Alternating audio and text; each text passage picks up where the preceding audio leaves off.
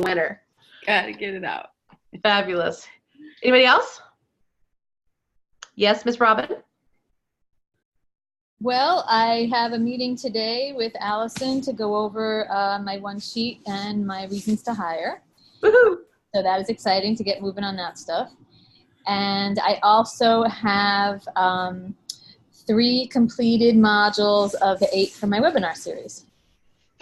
3 of them? 3 whole ones? Fantastic. And how many more to go? 3 or 4 to go? Well, it's 5 more to go because after my air conversations, some people made some suggestions that were very good. Good. So I made some adjustments. Fabulous. And look, Patricia's on camera today. Yay! She put her face on, she said. She made sure she was ready for this call today. I love it. All right. Any other really quick ones before we kick off and break out? And David, whatever our regular Thursday routine is here to get some answers and insights and get people moving. Anybody else? Yeah, Julie. Well, now that I have my first job, I have to pick which agreement I want them to sign, and I need to send them the title of the talk. I had a little brainstorm with them about what the best title might be, and then I have to write the speech. That's the fun part, though. It's busy. Yeah, it is. I mean, it's all fun, but that's especially fun. Awesome. And then also Shawn was waving frantically. I don't know if I was frantic, but I'm excited. I have a conversation with somebody I've been trying to get to for a couple months. They know me. People have referred me. He knows specifically who I am. I have a call with Teresa before that so that I can sponge up how to handle this call. So I'm really excited that the timing of the client call and the timing of Teresa's call lined up. It's perfect. So, and then I have an appointment with Allison for 8 reasons on Monday. So next week's going to be a good week. Locked and loaded. Yeah. Love Very it. nice. Thank you. Yes, Miss Julie. Julie, not frantic. In fact, very calm, extremely calm. His hand just went up very slowly, very authoritative. How's it going? No, I did. So my shout out today is I did a great podcast interview this morning. David, I gave you a shout out on that. So well done you for really just existing and having good ideas. Okay. But it was cool because I took a couple of my niche ideas and kind of threw them out there just to see how that would feel, and they felt really good. Thanks. Very nice. What's the podcast? Or feel free, if it's already been published, post the link in the group. It hasn't been published yet, but the podcast is with Sarah Archer. Very nice. Sarah Archer's podcast. What's her title or topic that she generally well, she speaks on adding comedy to speaking. So It's the Speaking Club, I think is the name of the podcast. Damn it. That was going to be the name of our podcast. If we ever had one or wanted one, but we don't. So that's cool, though. That's really cool. Very nice. And thank you for the shout out. My pleasure. I like getting points for just existing. That's pretty cool. I like that. That's like low-hanging fruit right there for me. Just existing? Yeah, we'll try and raise the bar today. We'll try and raise the bar today right in here with you guys. But, if I get credit just for, like, being, awesome. Yeah. You're doing a little better than just being, but maybe. Great humility, David. Perfect. Good. All right. Well, let me start with a little bit of just some insight. And Teresa and I were talking about this, and we talk about this a lot during the one-on-ones and even with our graduates. So I want you to take a little mental exercise with me. This is a two-part shtick that we're doing here. Part 1 is whether you are brand new, very first session, or even before. So Chris is here. Hi, buddy. Great to see you. Chris is just at the very beginning of his speaker profit formula journey. As is Ruth. Starting in the middle, about to graduate. Program is done. The program is over. You're graduating. There's pomp and circumstance. You get the mortar boards. It's totally fantastic. the question I would challenge you to think about while you're here is, what's that outcome at the end? And then how quickly and how focused and how much momentum and energy are you putting into this now while you're here before it's too late, so that you get those outcomes at the end. So what I want you to do is do this little mental journey here with me, that today's your last session. Sorry, Chris, this is like the fastest program you've ever been a part of. He's like, I started 5 minutes ago and we're already graduating. This is awesome. So you're done. And then what are you doing for the next 90 days to put fresh targets on your radar daily? And then what would be stopping you from doing that? I want to give you guys literally just 2 minutes of silence, which I know is awkward on a video conference, but I want to give you some time with paper and with pen in hand and jot that down. You graduated, everything is awesome. The packaging, the positioning, you've got some prospects to talk to, which again, we've already seen some great results from folks that are in the process here. I want to fast forward this. I want to compress this adventure, and I will stop talking and let you think. The operative question, or I want you to jot down, doesn't have to be a novel, jot down some keywords, some short phrases. How are you today's graduation day, what are you going to do on a daily basis for the next 90 days to make that next 90 days the most profitable and successful of your entire speaking-driven career? And now I'm even going to go on mute. I'm just going to mute myself so you guys can work.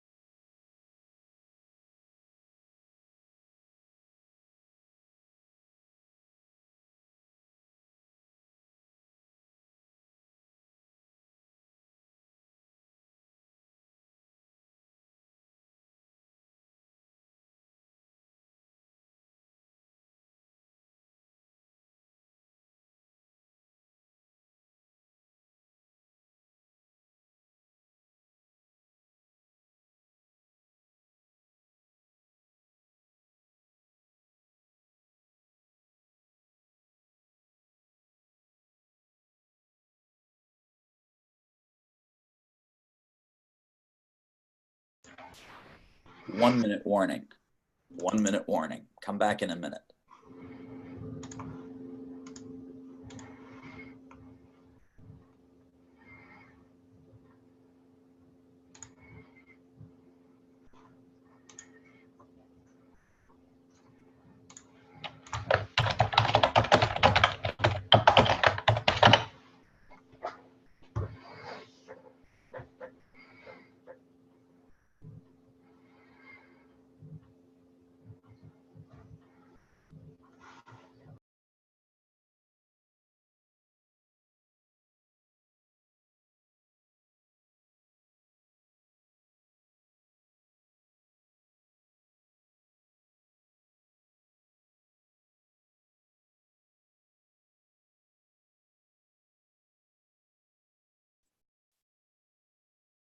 All right. And whatever bullet or item you're writing, wrap up that line, wrap up that item. And then let's hear some of these. What's your game plan? You're done with us. Everything is awesome. What's the action plan? What's the strategy? What's next when you're on your own steam doing this week after week, day after day, month after month? Let's go to Julie. I saw Julie, Randy, Patricia, and then we'll go from there. I've got on my list to set a number of target leads to be generating each week on LinkedIn. and scheduling time to use LinkedIn, to farm LinkedIn, to generate those lead names, and then to have a number that I want to hit as an outreach every week. Okay, so goals and metrics, super important. And again, think about why are we doing this now? I'm not saying, oh, when you're done, have goals and metrics. Now, whatever Julie says and Randy says and Patricia says and Chris says, and you're going to get a lot of good ideas for later. And what I'm telling you is good ideas for later are good ideas for now. That's right. I love that. Let's go to Randy. Had to get unmuted there. Sure. I had the goals and metrics thing also, and then persistence and research. And then one thing I wrote down is to do a mental refresh every day. Very, very important. Any sort of sales, outreach, you're going to get some yeses, you're going to get some nos, you're going to get some nothing, right? You have to kind of reconnect, and that might wear you down. And one of the things that we'll talk about in a moment here is if you're doing everything right with your marketing and sales and business development, it gets real boring real fast, because it's called a system. It's called a process. And it's not wild, exciting variety. Everything is different every single day. So you do need to refresh. You do need to kind of refresh the screen on your reality.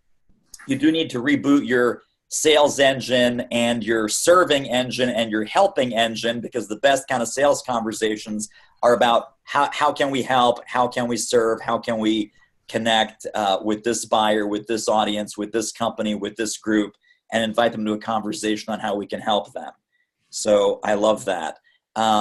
Let's go to Patricia. Thank you. Yeah, mine's very boring, I think, here. To your point, David, is the calls out, communicating. How can we be of service, following up, and booking speaking engagements, and then going and serving with the speaking itself. So the consistency of reaching out and connecting 2 a day and 10 in play. And that's what I see. Ooh, I like that. A little rhyme going on there. 2 a day and 10 in place. You've taken the active 20. You said, let me chunk that down to 10? No, the active 20 list, like the list, we have a list of all the possibilities. And from that list, thank you, because I also had that 20, and then making the calls, keeping the list, pumped up, but making 2 calls a day, 10 in play, meaning 10 in the funnel, in the pipeline. And I love consistent, consistency, and consistency is king for me. So valuable. And Julie Tarney, I apologize. I was using first names. I saw your hand go up, and I was actually talking to Julie Holmes. But let's go to the other Julie, because you're like, hey, what about me? You forgot about me. No, I saw her hand go up before mine. I have also the systems and metrics. I want to streamline my process. I want to really nail it down, because a lot of time now is, 4 hours a week in these sessions, and then the reading the modules and following up and getting all the materials together. So I want to really streamline it, make the best use of my time. I'd like to target 5 people a day. I love the 10 in play, the 2 a day, but I'd like to be sending out 5 emails a day. Just there was someone else in one of your modules that was his system. Yeah. And then I'd like to, in that 90 days, I'd like to start and ideally complete some kind of a research project, so that I have something I can send out. When I'm doing my research now to find out where the pain is, there's just not really a lot new there. I'd like to be able to talk to prospective clients and ask them about their greatest challenges and what, so I can maybe do some kind of a roundup survey, so that, like you said, I could use them, quote them if they approve that, but just have a piece that I could send out saying, hey, I did this research in your industry. I'd also like to plan out a content calendar for my blog and for just articles I could be writing that I could use to send out. Okay, so I love that. And I just want to draw a distinction real quick because a lot of people get sucked into this content marketing, blogging, podcasting, whatever. What you just said is the key. Do I have some keys here? I don't have any keys on my desk. It's the key. I'm going to create the content, not for the sake of, oh, someone will find it. Someone will read my blog and magically hire me for $10,000. You are going to use that in your arsenal of follow-up value items that moves the sale forward, that brings you one step closer to a check. And that distinction right there, I'm going to blog, period, you go broke. I'm going to blog so that I build up my arsenal of value items. Yeah, there's the keys. Thank you, Dave. Awesome. There you go. It's the key. It's the key. Use the content that you already have and use the content that you're about to create intentionally and mindfully so that you either, and I'll give you the content secret right now for everybody.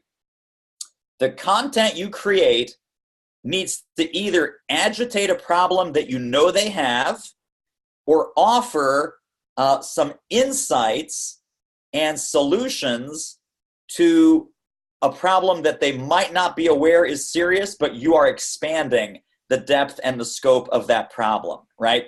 Here's what that means. Here's what that's costing you. Here's the lost opportunity. Here's the time. Here's the money. Here's the energy. Here's the ego. Because there's three kinds of ROI, right? We talk about this in the training, the return on investment.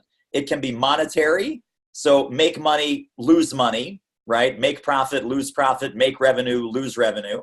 It can be time. So something that either will get them back time or avoid wasting time, or shorten the path or accelerate the speed with which something happens that they want to have happen.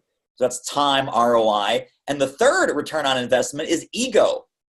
People, especially C-level people and executives and business owners and decision makers, they hate surprises. They hate being caught off guard. They hate when stuff kind of comes in out of left field unanticipated. So what's really important is, you don't want people, so the reason people buy things is either money ROI, time ROI, or ego ROI. They don't want to feel dumb. They don't want to feel left behind. They don't want to feel that they're missing out. They don't want to feel that they're susceptible or vulnerable to attack or surprises or disaster of some kind. They don't want to, they want to be seen as the alpha dogs. They want to be seen as the pack leaders and not the laggards. They want to be seen as the top in their industry or in their company or in their niche. They don't want to be seen as mediocre or below average or dummies. So when you're writing these articles, the reason I say these things is because, the language that we use in everything is very, very important, right?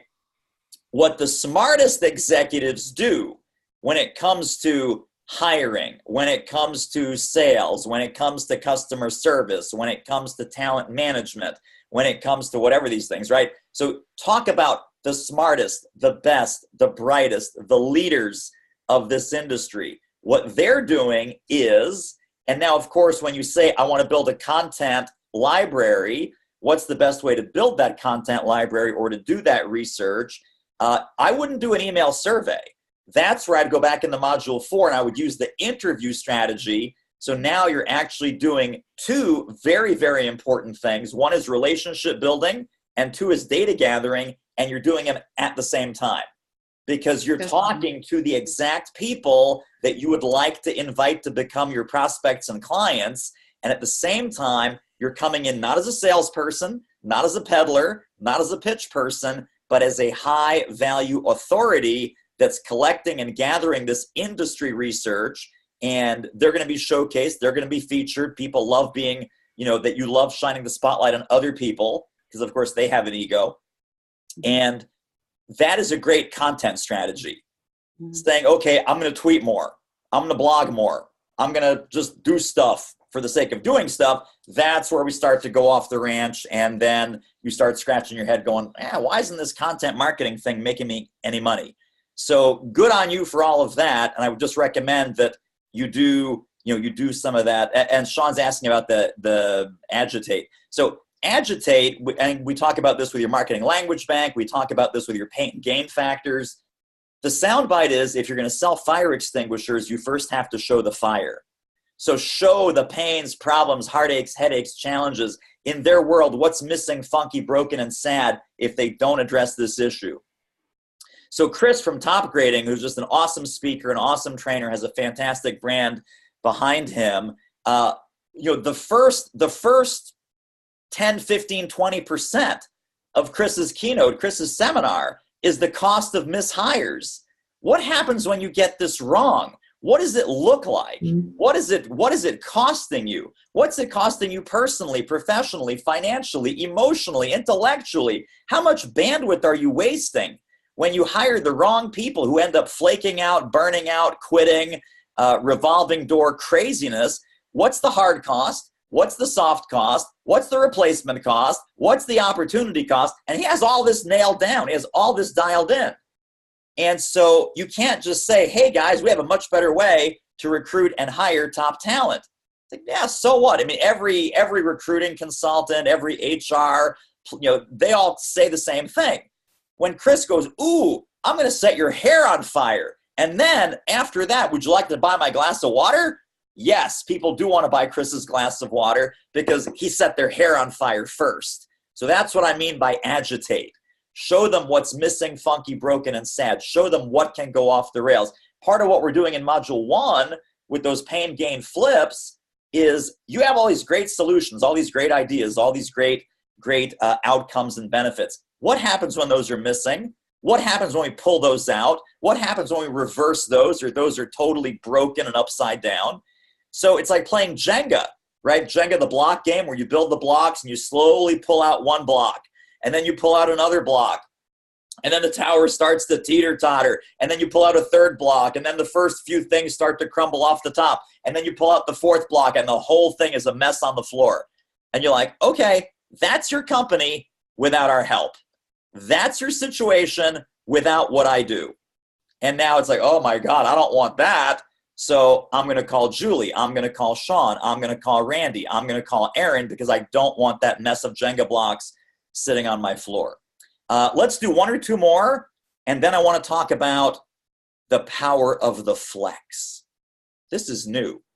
I don't think even Teresa's heard this, although we talked about it in other terms. I saw Erin's hand and then Dave. For me, and I think it's because I'm in the beginning of the program, my big focus is on changing my vocabulary so that my default becomes to speak as value-based language, solving their problems, making the connection. I like what you said on Tuesday, kind of how do you be of service but not hold yourself in servitude of them, so that you're a peer, and just so that I start to do that automatically. And the sales abilities, getting those sales abilities down now, so that by the time I'm ready to have important conversation, let's practice on the little guys, and then by the time I'm ready to have the good conversations, it's smooth. So fantastic. And again, now doing all of these fantastic things that you guys are talking about, don't wait till you're done. Don't wait till graduation day. Start working on those now. Start prioritizing those now. Even if you're not sure how it works yet, know that prospecting is a key part of this. Know that mastering the sales conversation is a key part of this. Know that having that return on investment conversation and then listening for it, researching it, doing the groundwork, having the listening campaign and the validation campaign of the asking for air conversations and how to agitate the gap so that people understand, wow, I get it, I need it, I want it. This is something that we have to address sooner rather than later. Let's go to Dave. Hi, everybody. I got a lucky break. I had lunch with a gentleman who's with, I live in New Jersey, and Big Pharma is a big part of our business community here. And I had lunch with a friend from Toastmasters who's an executive with Big Pharma. And I was telling him about what I had to offer with speaking and leadership and communication skills and overcoming procrastination. And he said, boy, I think all of my executives would want that. And I don't know why I said this, but I said, I don't want to talk to your senior executives. I want to talk to your newest hired people, most recently hired people who you hope will become executives. With them, I have a chance of having an impact that will last. If I'm talking to a guy in his 50s or 60s, he's going to nod his head and think how smart I am and what a great talk that was and go back and do whatever he'd been doing for the last 20 years. It hit a responsive chord, and I think I've got a good door open there with the possibility of some referrals. I have one other suggestion I'd like to share. Again, through Toastmasters, I met a very nice couple. And not that it matters, but they're both from Hindu backgrounds, from India. And they have a brilliant son in the 8th grade. And he invited me to come to speak to his Future Business Leaders of America club at their middle school. And the talk went well. I got thank you notes from all the kids, and teacher thinks I'm wonderful. But what happened was I was working on my CRM, and I'm going to recommend it. Pipedrive is the CRM I use. It's wonderful. I think Dave likes it too, David. Yeah. And I said to the mother of the couple, I said, would your son like to work with me and help me put in information into my CRM? Would he like to make some part-time money? And the lady said he had just asked permission to look for a job. So now I've got this genius, and I'm telling you, off the chart, technically brilliant kid working on my CRM. He's already put in 300 possible leads for me. Nice. Yeah. Great. And I'm going to work them, and he's having a ball, and he's bragging to all his friends how he's got a job with me, and that's kind of fun. But he's getting an experience of what it's like to be in the business world a little bit, and I've got somebody who can't work. His parents have told him back off because he's not getting his homework done. Right. Well, and so let me just extract that, because that's both kind of a celebration and a to-do item. Yeah. Right. Think about, is this business just going to be you, or could you use some help, such as virtual assistant, intern, maybe even a sales assistant to build some of the prospecting pipeline, build some of the CRM, back office infrastructure. You know, you need to become masterful at selling yourself, obviously, before that can be delegated, outsourced, or in any way removed from you. However, that doesn't mean you have to do this alone. That means that someone else can do that intelligent grunt work, like the CRM, like some of the prospect research, some of the web research.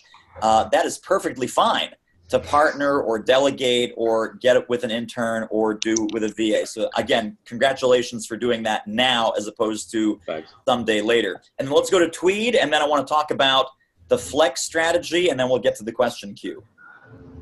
Thank you, David. Yeah. Hopefully I'm been unmuted. This is going to sound really weird and off the wall, but I think the very first thing I'm going to do is I'm going to make my sign that says, "What have you done today to make money?"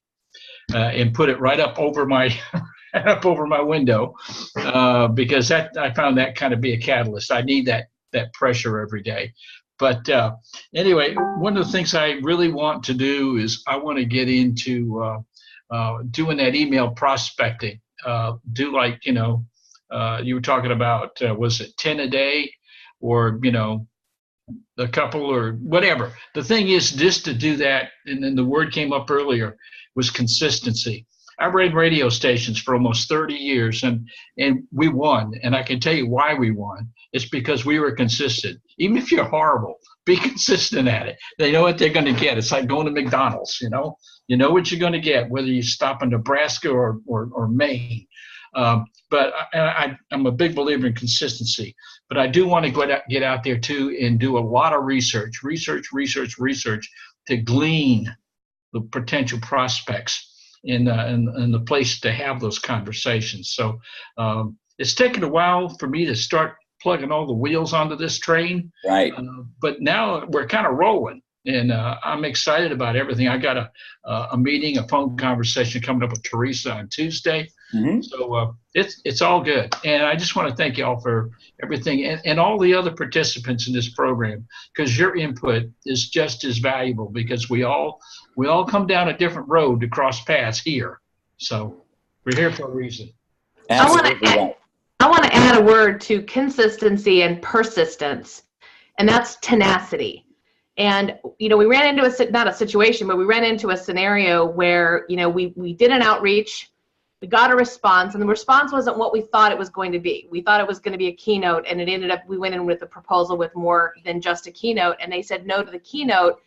And what perceptually up front was, I lost it all. When in fact, the proposal of a deeper engagement is actually being considered.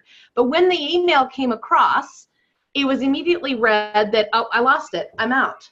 And the mindset around it ain't dead till it's dead. It is not dead until they tell you, don't call me, don't talk to me, I never want to hear from you again. It is never dead until they tell you it's dead, until you see flat line. And so everything in my world as a 20-year veteran of sales, everything is an opportunity until they tell me I never want to talk to you again. And so whatever you've got to do, the tenacity to continue the conversation, to continue digging, probing, being available, being valuable, giving insights and guidance, tenacity to not give up just at the first front of challenge, or maybe it's a no at first, maybe they want to talk to you later. Be tenacious enough to, like a dog on a bone, you got to be hungry for it. Because again, what looks like a no up front is typically not a no. It's either a stall, let's do it later, not ready for you, I don't understand your full value yet, I don't know how this applies to me. But if you're not tenacious, you're going to take the little no's that are kind of out there like little pesky flies, and you're going to go, oh, I'm done, I'm out. And you will die at the vine if you do not have tenacity to go after it like a pit bull on a raw bone. So tenacity is my second word in my name, so I'm very familiar with tenacity. So persistence, consistence, and tenacity. Those are the three combinations. The urgency to get into action, I cannot emphasize this enough. And it doesn't matter. It's not about, we've got a variety of strategies, right, in the training. So yes, there's cold outreach, there's the asking for air strategy, there's the interview strategy, there's the referral blurb strategy, there's the before, with, and after networking strategy, there's the article marketing strategy, lots of different things going on. You can have a combination of those things going, but I want you to think about it like a recipe. Right? It is not robotic. If this were robotic and we said, okay, well, this works for absolutely everyone, every single time, in every market, with every topic, this is the way. And it's a totally robotic, rigid process. First of all, if that worked, by the way, I would be a zillionaire. I would be a zillionaire. You all would be billionaires. Billionaire with a B. Because I'm teaching this perfect, awesome system that works 100% of the time in the exact same robotic, mechanical way. I get to be a zillionaire. Well, I got bad news for you. I'm not a zillionaire. You're not a billionaire, at least not yet. And this is about understanding what works and then focusing on doing more of what is working and dialing back or turning off the things that you find not to be working. So I want you to put some magic words in your brain. We totally have a system and a process and a repeatable, reliable set of strategies. It is up to you to take those strategies, and if something's not working the way that generates results, the magic words are flex, adapt, change up, rethink, re-strategize. Sometimes about re-listen and revalidate. Ask better questions in your asking for air conversations. Ask better questions in your interviews. Make sure that your get it, need it, want it factor is really dialed in. to what they really, really want at the end of the day. Not the top level issue, but the issue behind the issue. So flex, adapt, change it up, and for God's sakes, be open to marketplace feedback. What we don't want you to do, whether it's after you graduate or even right now to this very moment, we don't want you doing repetitive robotic things where not working, not working, not working, not working. I guess I'll do 200 more. No, right? Thomas Edison with the light bulb. When something didn't work, he tried something else. When the next thing didn't work, he tried something, kept changing it up, flexing, adapting, observing. Flex, adapt, observe, change, listen, re-listen. You get to decide on the right mix of strategies and tactics and tools that you're going to take away from this program upon graduation and hint, hint, right now. And you also get the privilege of redeciding. You can redecide at any point. You know what? I tried this LinkedIn thing. For some people, it's working great. They just said, hey, I booked a $10,000 gig on LinkedIn. Hey, I just connected with this big giant company. Great. Well, LinkedIn's working awesome for them. I've done 100 LinkedIn connections and 100, and I'm getting nothing. Should I keep going? What do you guys think? Should I keep going? Not unless you like taking a hammer, smashing your thumb, and then keep on hitting it. If that's your sense of fun, then yes, you keep going. Otherwise, my recommendation is flex, change, adapt. You get to redecide. And I wish that there was a lockstep, robotic, set it and forget it formula that worked absolutely all the time for every expert, every speaker, every niche, every topic, every industry. We don't have that. What we have is a set of strategies, some combination of which will absolutely work for you, but do not keep going with the combinations that don't. Teresa, what else about this? Because you and I talk about this, and we've got, coaching calls and help desk tickets and all kinds of things that are kind of keep hammering the same chord. And we're like, dude, that's not your chord. Yeah. And I hear a lot, how many times does it take? As many times as it takes, and a variety of attempts. And Randy made a really good point. It's create and test, create and test, and create and test. And if you've got an email campaign, and when I say campaign, I mean one-to-one communication. I'm not talking about blasting. I'm talking about, hey, these are my 10 I'm going to reach out to. Use one subject line for 5 and another subject line for another. Test it. See what you're getting back. Get that feedback and then adjust accordingly. And if LinkedIn, the thing is, the market changes, the market moves, different issues become hotter than others. And if you're nimble, and again, this flex and this mix, it's a flex to stay nimble and respond in real time to what's going on in the marketplace and respond in real time to your observations and feedback.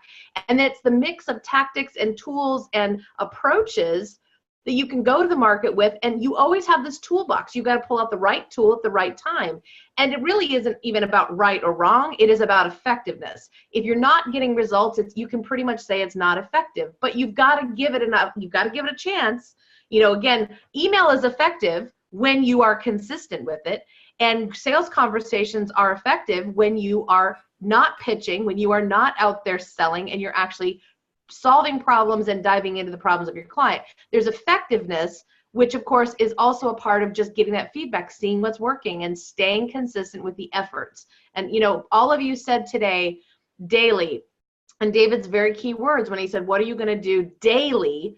This is a daily routine. It is a process that you repeat over and over. And I love what you said, David, about the fact that if you're doing it right, it gets boring, because it does. It's like it should be operating like a machine, where it just every single day you've got the duties and the tactics, and that you're doing those. And again, but it's a mixture of tactics, and it's a different approach if you're finding that you're not getting results with one thing or another. So super, super important. And I think what you said earlier this morning when we were talking about this, David, was if you have a process and you're paying attention to the process, you don't have to worry so much about the prospect. So if you have a process, then it's not about the prospect. You'll get enough prospects to earn enough conversations. And again, had another conversation this morning with one of our clients in regards to the fact that you don't need 10 million, you need a handful. So get enough people in the pipeline so you can have enough conversations that you're not hanging white knuckled to one thing.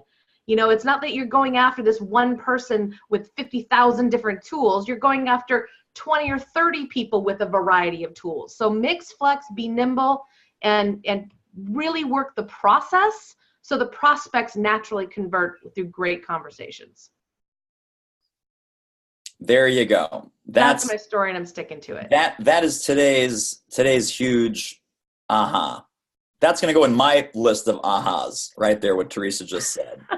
So when we post the aha post in there, whatever you're taking away from this conversation, make sure to capture it, because when you write it down, you get to keep it. That's right. All right. right, let's go to our question. Well, I guess we'll split off and get Teresa into her breakout room, and the folks that mentioned that they could use some help with some of these things, actually, right? Some of the mindset, the adjustment, the flexing, the mixing, the experimentation, anything around sales, mindset, stuckness, overwhelm, all of the above.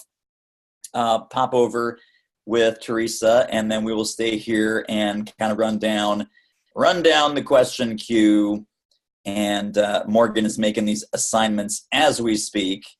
And if you want to pop over, I never get offended if in the middle of this, like, yeah, can I pop over to Teresa's room? And so, we're recording here. That's happening over there. You're not going to miss anything if you pop over there and you want to get some help with all of those things. So top of the queue is Shawn. This is also super important, by the way, about revisiting the modules. People come in and say, okay, I did the modules.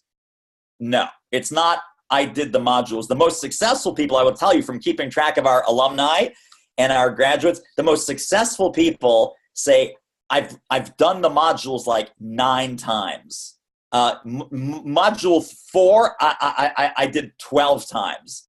Module 6, I watched that 15 times. Not all in a row, but over the course of weeks and weeks and weeks. When you revisit it, 3 things happen: repetition, reinforcement, and then application. You're at a different phase of the application process, or the implementation process, I should say. Some things that were totally not relevant to you, or you weren't even quite sure how they worked or what they meant in module 1 or 3, or pick a number. When you go back, you go, oh, that's the missing piece, or oh, that's how I can kind of fix the jigsaw puzzle and put those pieces together now in the right way, because now you've got, let's say, the messaging is on point. Now you've got your prospecting and your targeting on point. Now you know where you should be looking for love in all the right places. Instead, if you're a $15,000 speaker, I need to be looking for love in all the right places and not banging on all the doors of these little kind of broke companies and broke associations that don't pay more than $500.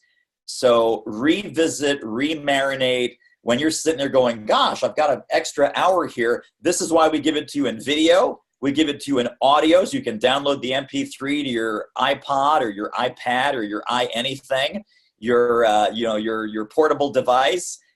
People say, David, you and I walk the dog every day. And I said, excuse me? He said, oh no, I downloaded everything, and we take the dog for about a 45-minute walk, and that's, the longest module is about 45 minutes, and I have the audio, so you and I walk the dog every day.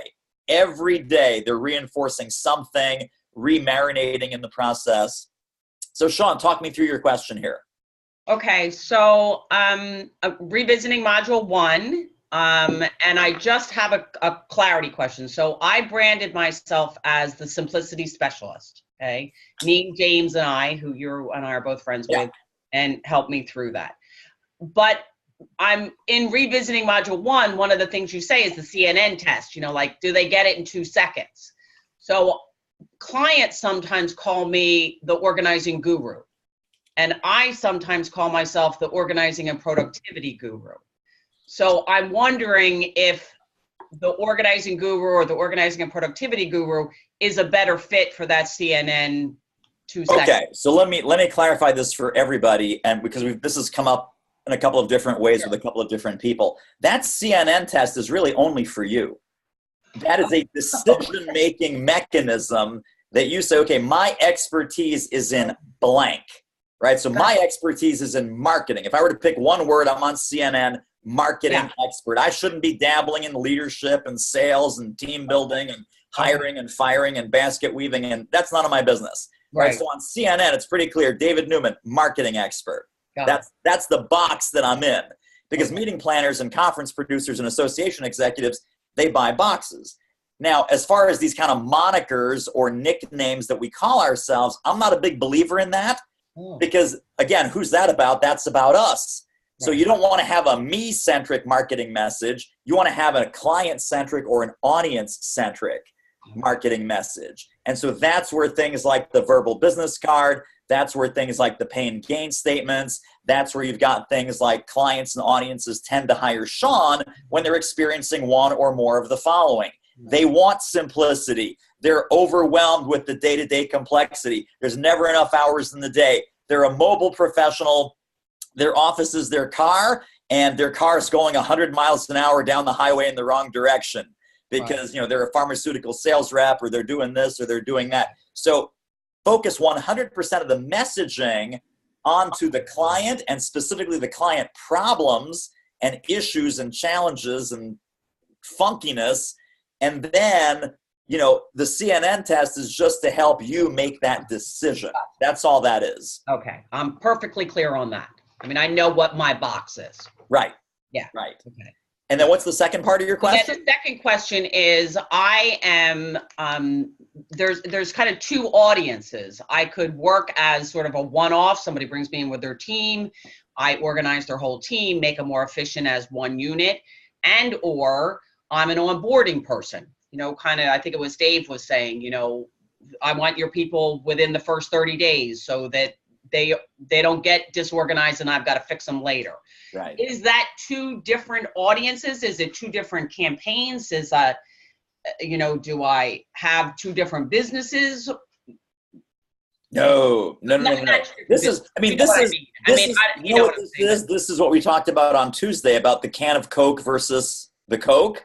That you're not the 12-ounce aluminum can, right? You're the Coca-Cola. And they can buy that in the can, in the 2-liter bottle, in the 55-gallon drum of syrup. They can go to McDonald's and go to the Coke, fountain machine. So you can do a one-off. Yeah. You can do a year-long, bring me in for every orientation class at KPMG or PricewaterhouseCoopers or Accenture, and I become a fixture in your program, right? I want every new hire training class, every 6-week boot camp that you guys run. Give me 2 days in that boot camp, and these employees will never be the same. Okay. So it's probably one of your larger distribution methods. It is absolutely not a different value prop, not a different campaign, not a different business. It's the supersized version of you. Okay. That's all that is. Language different, David, when I'm reaching out to an HR person? So if there's an opportunity to have this conversation with a decision maker who could bake you into 6-week orientation boot camp, the conversation is different simply because you say, just like what Dave was saying about his expertise, when they start with me, everything else becomes easier, right? So now you're doing, here's the value prop of what I do, and then the double value prop is here's why you want to bake this in to every new hire boot camp, every new hire orientation, that this needs to become part of their permanent tool set. So what I teach as as far as simplifying and streamlining and optimizing their workday, if you're a consultant, if you're in the professional services world, if you're doing hourly or daily billing, which they do, and you want to get more value and more impact out of every single billable hour across hundreds and hundreds and thousands of your consultants, this is an always on, always ready capability that your people will take with them for the rest of their professional career inside KPMG. This is not like an Outlook class. This is an always on permanent asset in their professional toolkit that they will use every day, every week, every month, and every year that they're with you. So take every billable hour, multiply it by 1.3, and that's the revenue impact of bringing me in. Got it. Okay. Boom, mic drop, game over, right? So billable hour, give me an idea of the billable hour. Oh, it's $850 million. Great. And so 1.3, hang on. I don't have keys on my desk, but I do have a calculator. So let's just kind of go down what this talk track might look like. 1.3 billion, 1.3 times 850 million is what I said. It's a lot of zeros on that puppy.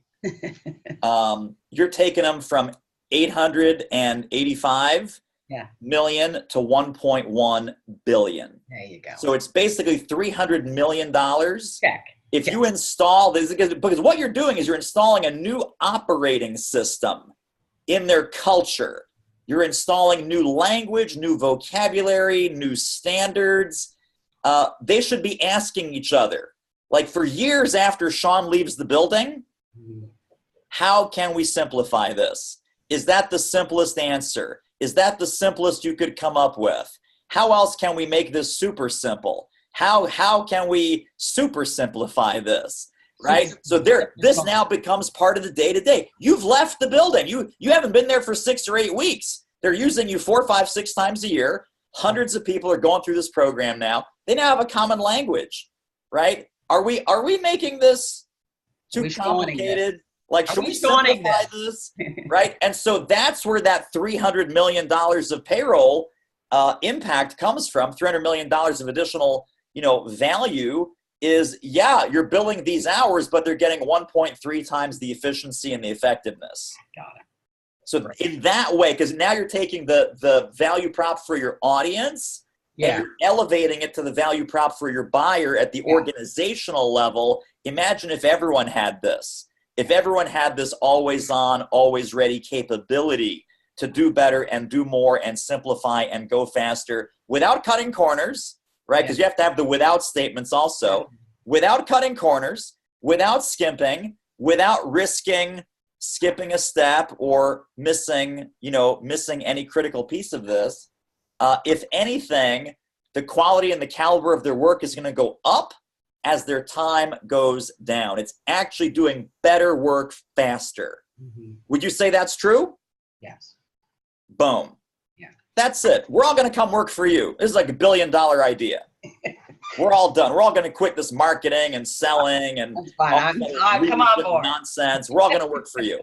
I can use you. Yeah. It's that good. It really is that good. It is. Yeah. Okay. Fantastic. Thank you, David. You're welcome.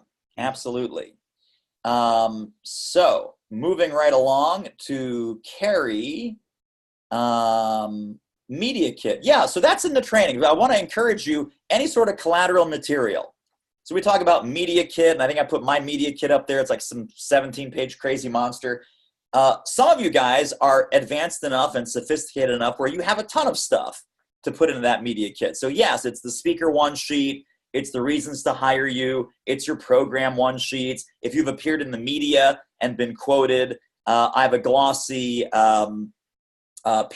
It's a PDF of a glossy article that was in Entrepreneur Magazine featuring me with a picture. So trust me, that's in the Media Kit.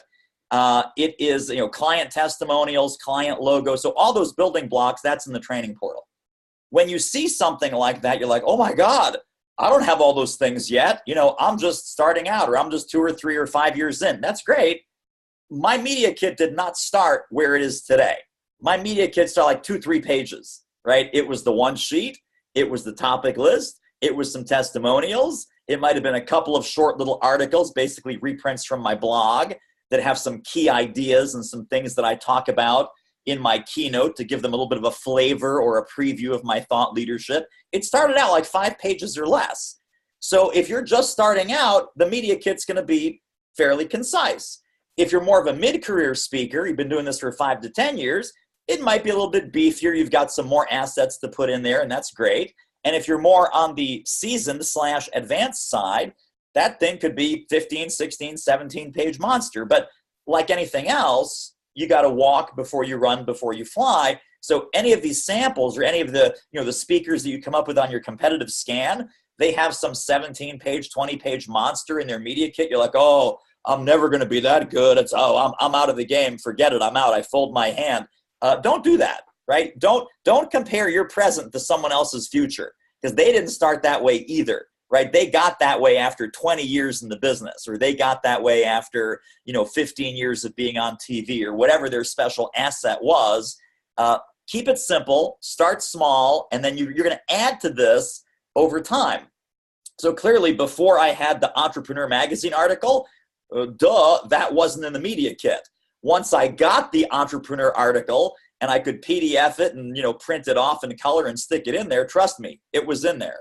And most of these media kits these days, I'm talking about, this was 2005, 6, and 7 when it was hard copy. These days, you don't need to print anything. These days, it's all electronic PDF press kit for 2 reasons. First of all, nobody wants to get your pile of crap in the mail. And number 2, no one wants to wait. They don't want to wait like 2 days or even 1 day for FedEx. They want it like right this minute while you're on the phone.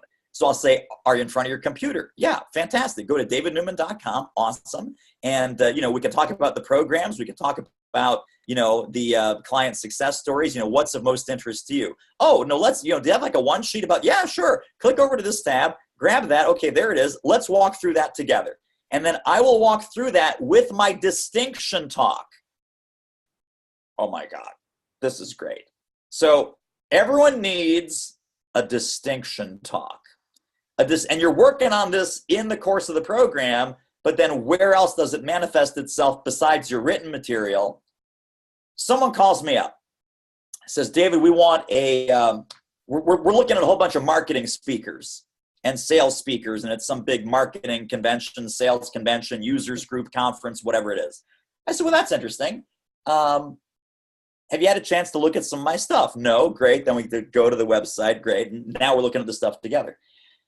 Unlike a lot of marketing speakers, so this is the opening salvo of distinction, right? Unlike a lot of leadership speakers, unlike a lot of sales speakers, unlike a lot of talent management speakers, unlike a lot of speakers that talk about hiring and recruiting, right? I'll give you mine, then we can kind of flesh out what the skeleton looks like.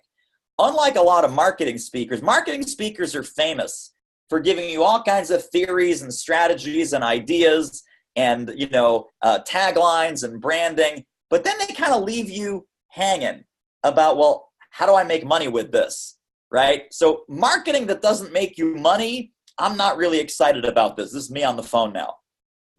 Here, hang on, we'll role play this. Yeah, so marketing that doesn't ring the cash register doesn't really get me excited. Now, the other challenge, of course, I'm not sure if you had some sales speakers at your event before, but if you've had some sales speakers before, sales speakers are fantastic at prospecting and how to have the initial meeting and, scripting and what to say and how to say it. But there's no big picture strategy. So it's like, well, hang on. How do I get that first meeting? How do I even get on the prospect's radar so I get in the door? So unlike a lot of marketing speakers that give you the strategy without the tactics, unlike a lot of sales speakers that give you the tactics without the strategy, I work at the intersection of marketing and sales and business growth. So I will help your folks with everything that they need to be, do, and have from initial contact to signed contract. Do you think that's something that your members will find valuable? And I just sit there and I'm like looking at my nails. That sounds great. Yeah, that sounds awesome. Oh, we've had that marketing speaker that came in and just gave a couple tidbits but left people hungry saying, now what? And we've had that sales speaker come in that says, here's all the sales strategy, sales psychology, sales scripts, say this, not that, the kind of cookbook sales trainer. And people like, well, how do I wish I could implement what this guy's talking about. I'm not even sure how to get in the door. Now, when I come on the scene and I say what makes me different, distinction talk, is I will help them with everything that they need from initial contact through signed contract, then flip it back to them, audience-centric, client-centric question.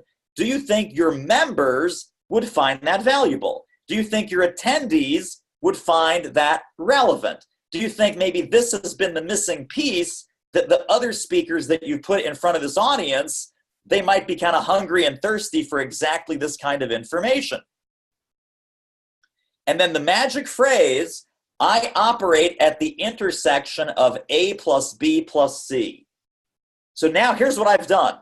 I have taken myself out of the spreadsheet. Where you don't want to be is a spreadsheet speaker. You guys that have been around the block, you know what I'm talking about.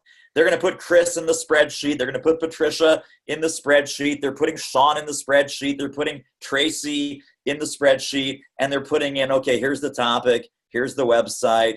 Here's Chris's email. Here's Patricia's email. Here's the contact info. Here, we looked at their website. We looked at their materials. Here's the topic they want to do. And then here's the price at the bottom. And it's like, oh, look, $15,000 speaker, $8,000 speaker, $6,500. Let's go with her because she's the cheapest, whoever she is. You don't want to be a spreadsheet speaker, right? So I've immediately removed myself from the marketing spreadsheet. You can no longer compare me to all the marketing speakers because that's just one of my circles, right? I say I operate at the intersection of circle number 1 plus circle number 2 plus circle number 3, right? That little triangle in the middle of those 3 circles. Man, I own that mountaintop right there.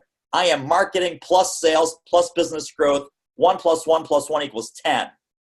I also took myself out of the sales speaker spreadsheet. I'm not just a sales speaker. And I took myself out of the business growth or the strategy spreadsheet. So now I'm presenting myself like I'm a purple unicorn. You're never going to find anybody like me because I don't just do this. I don't just do that. I don't leave people at the door saying, hey, come on in, have a snack. I'm going to lay out the entire meal from initial contact to signed contract. Do you think your members would find value in that type of program? Oh my God, yes. So I've decommoditized myself. This is a whole thing happens in a 5-minute conversation. By the way, I am not, unlike with you guys, I compress this conversation so it sounds like a fire hose. It's the verbal business card, and now I'm asking a whole bunch of questions. So the questions that lead me to make these points, tell me about some marketing speakers that you brought in the past. I don't need to know names, but what kind of marketing speaker was well received by your group and what kinds were not so well received? Well, we didn't like the ones that were too much jargon, too much buzzword. Okay, got that. And then tell me about the marketing speakers that were well received. Like who really hit a home run for you? I don't need to know names. I'm just curious, what was the characteristics of their program that resonated so well with your audience? Oh, man, they gave specific tactics. They had great slides. They had this. Okay, terrific. And I will ask the same question about sales speakers. I will ask the same question about growth speakers. So you might think, well, I don't want to be competing with 3 different kinds of speakers. Actually, you do. You do.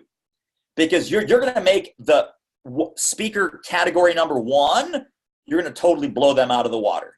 Speaker category number 2, if that's all they do, blow them out of the water. And then speaker category number 3, totally blow them out of the water. You're going to be the best of everything.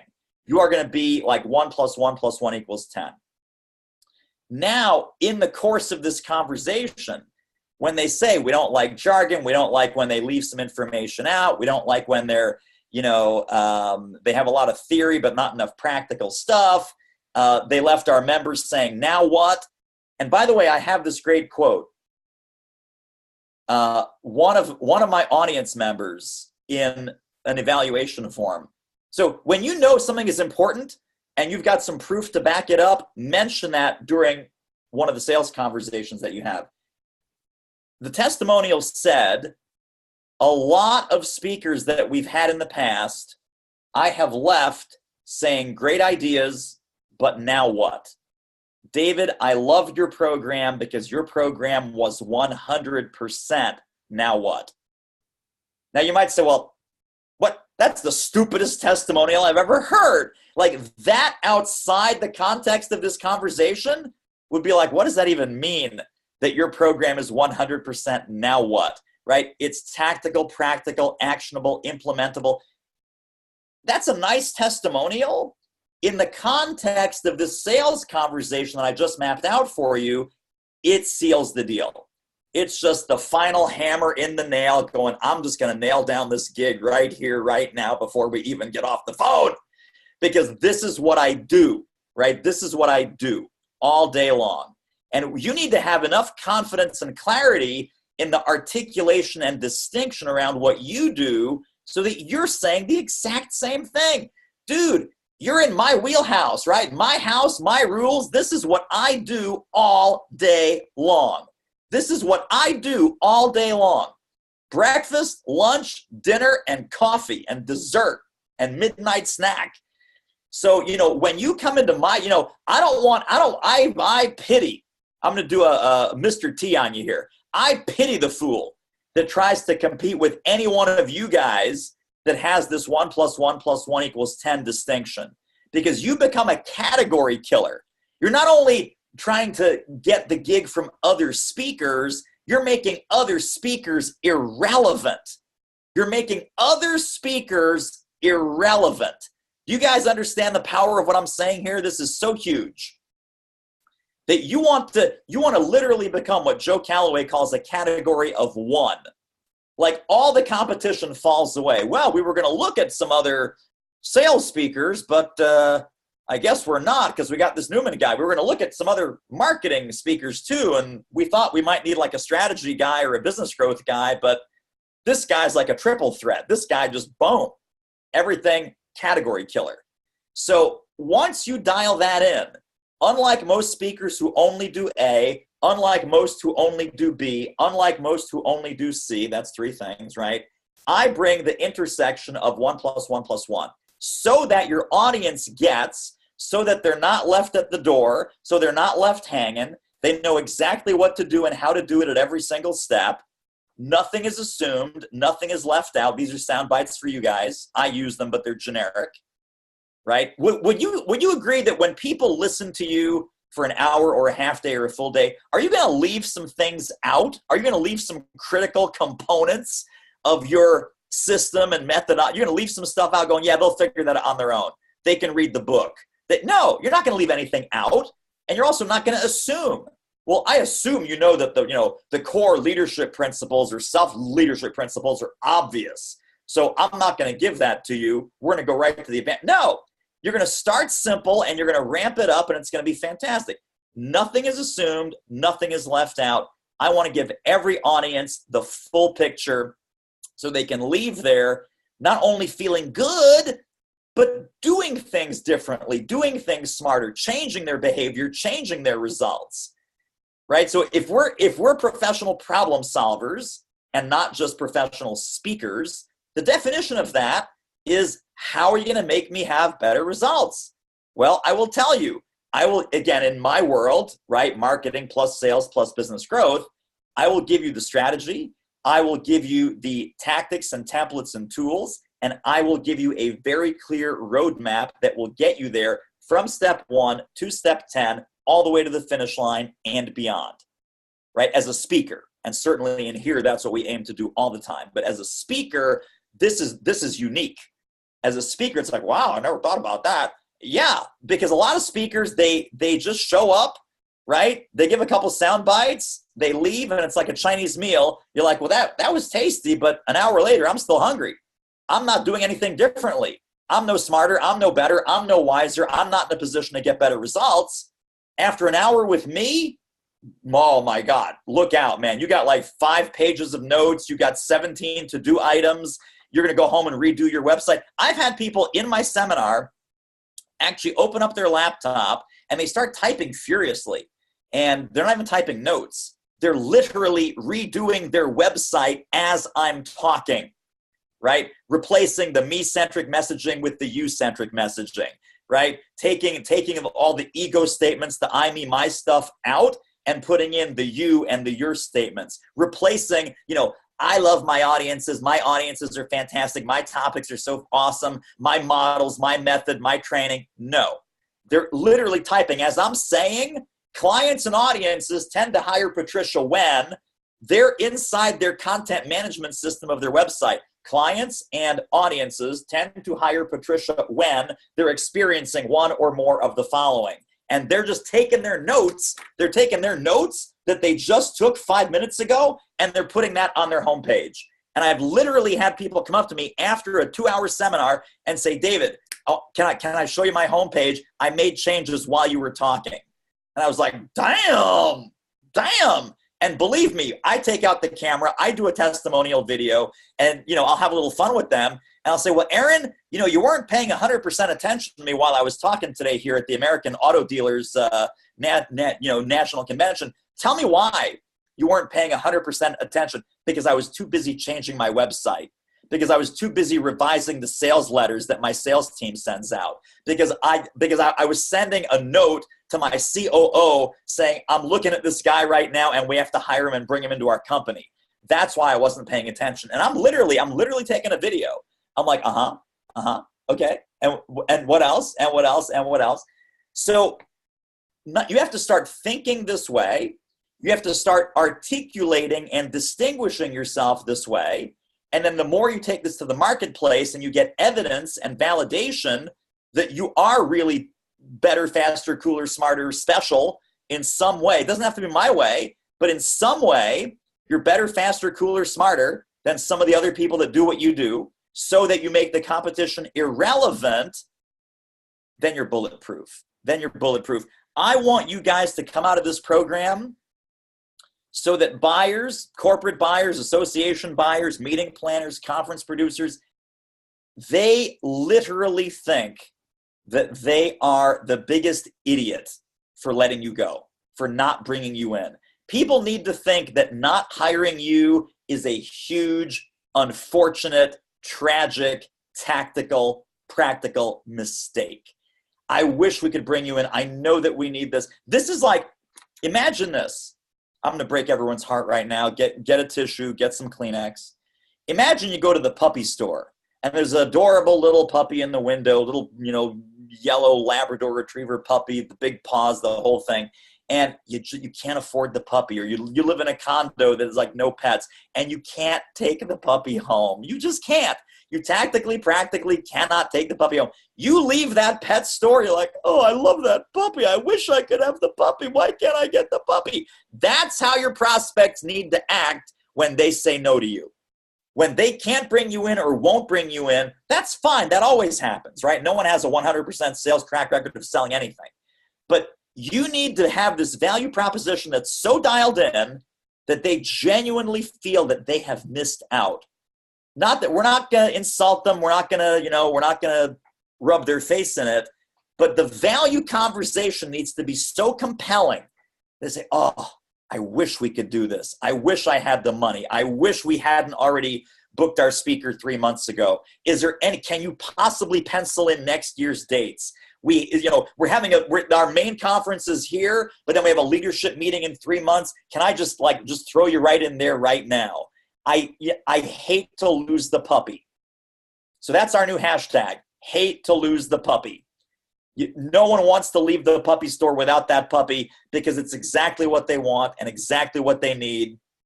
And if the value prop is strong enough, you're in the puppy business, right? You don't need to be selling this very hard or pushing this very hard.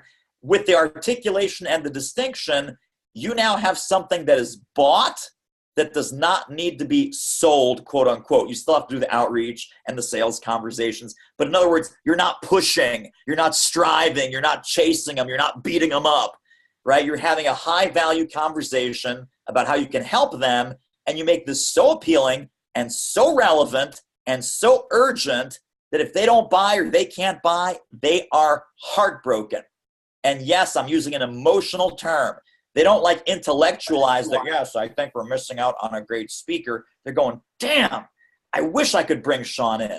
Damn, I wish Julie had that date open. I can't believe it. Damn it.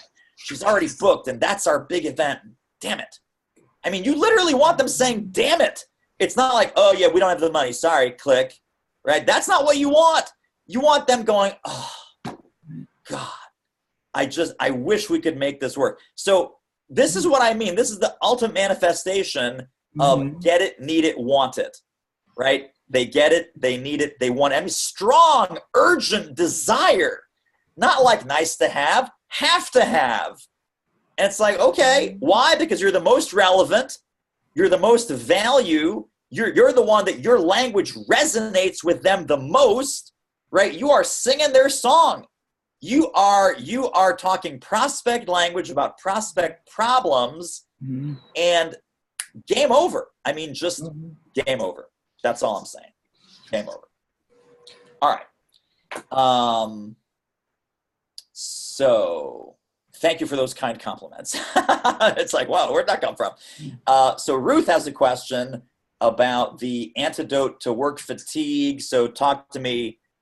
Give me that in a, give me the whole wrapper around that question, Ruth. Okay, can you hear me? I can. Okay, great. So I'm just beginning.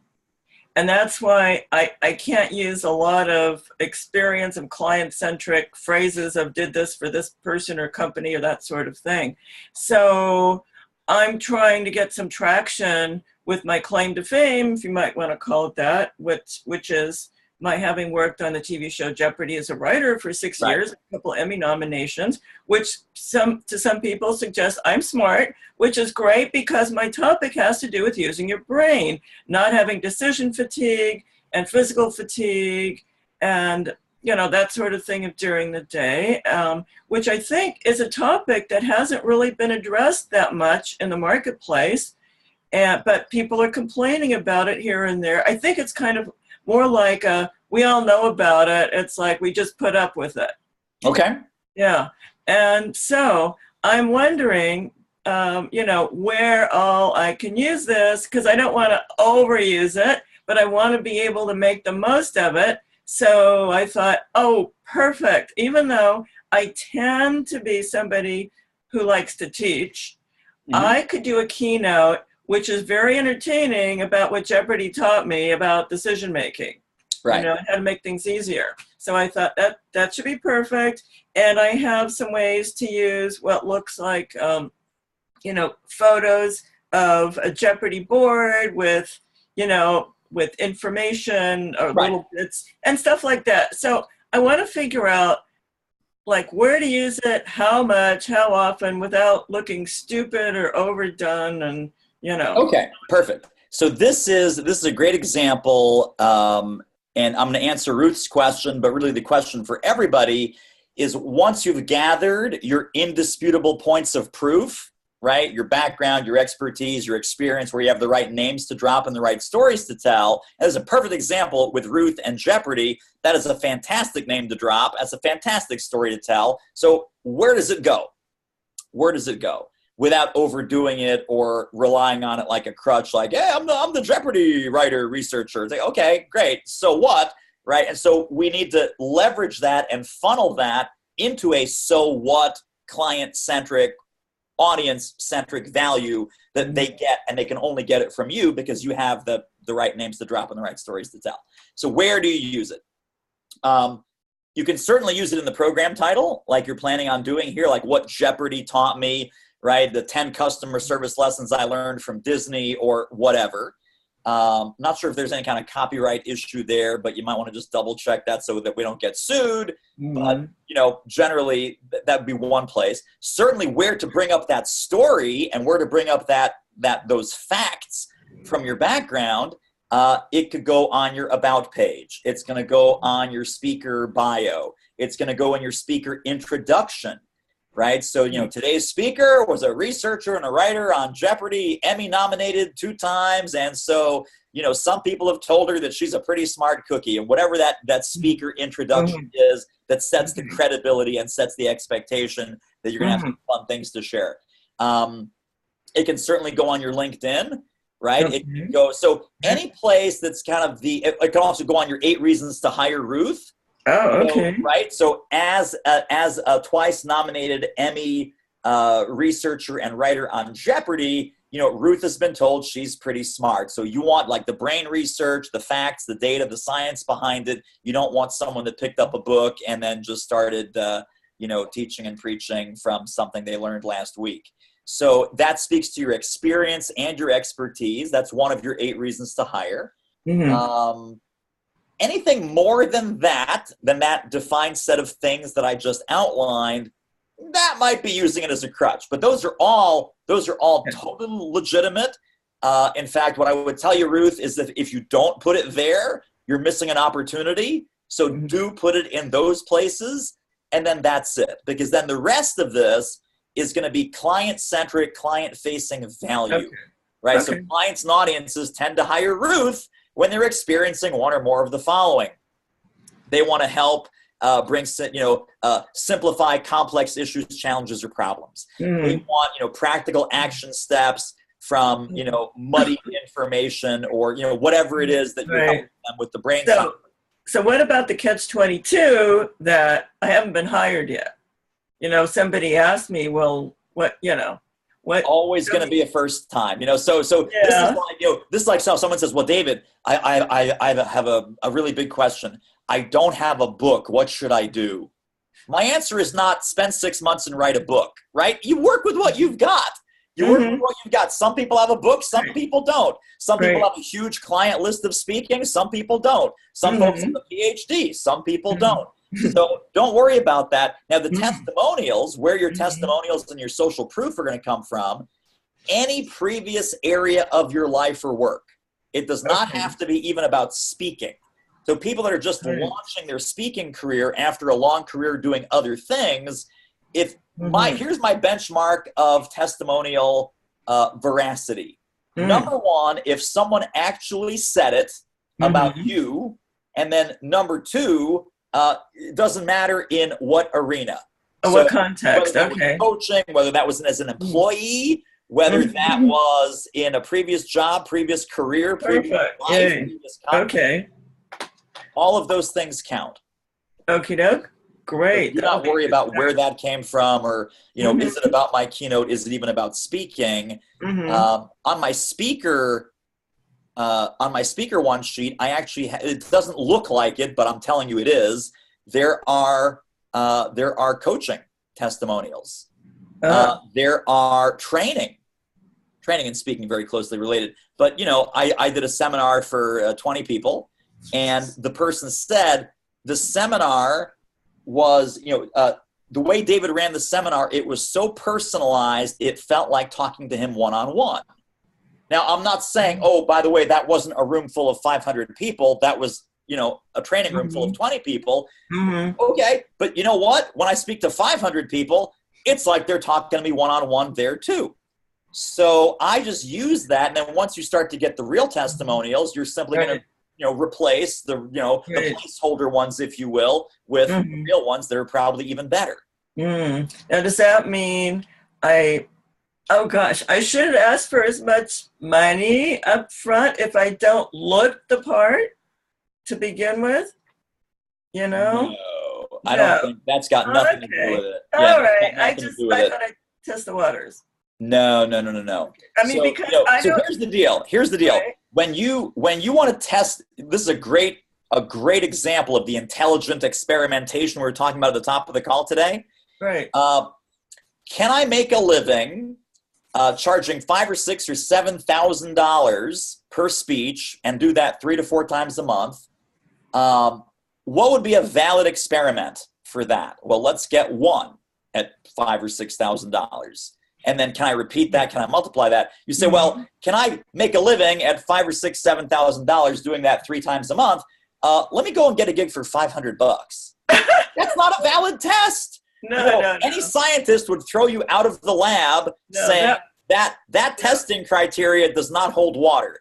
What we've now proven is you can be a $500 underpaid, underbooked, broke-ass speaker, and we don't want that for you. Right, I know, but for example, the video I have right now shows me in a room. It doesn't show me on a big stage with a big audience. So great point. Sometimes no video is better than bad video. So if the video is not in the right context or older and it doesn't reflect your current topic mix, for example, I would actually take it down. Because bad video or out of date, inaccurate video, they're like, well, wait a second, I'm seeing this on the website, and then this video seems to be kind of grainy and kind of old, and she's not going to talk about the same things that she's talking about here. So video, I would say whether you're beginning or intermediate or even a seasoned speaker, if the video is not up to date and current with your current speaking platform, I would take it off and I would wait for kind of phase 2.0 and then get some good video that's current and relevant and exactly speaks to what your current platform is, and then put that out there. So with stills instead of video, I could still keep the same everything else and same feed? By stills, you mean pictures? Yeah, pictures. Oh, sure. Yeah. Okay. I mean, yeah. There's no, so here's the difference. You can go to two websites, right? Two different speakers. They could look identical.